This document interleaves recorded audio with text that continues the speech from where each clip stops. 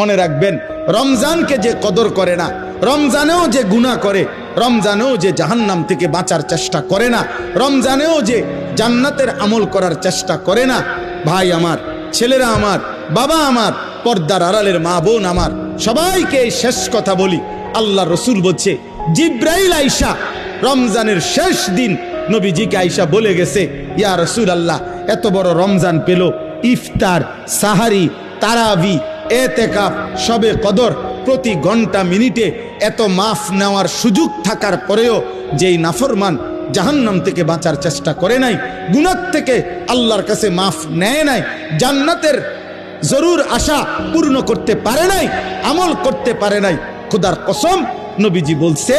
জিব্রাইল আইসা বলছে, ইয়া রাসূলুল্লাহ, এমন নাফরমানের উপরে আল্লাহর লানত, আল্লাহর লানত, লানত, লানত। নবী বলছে আমিন, আমিন, মানে নবী বলছে, হ জিব্রাইল, আমিও বললাম আল্লাহ, এমন লানত আপনি কবুল করেন এই নাফরমান উম্মতের উপরে, আমি নবীরও লানত।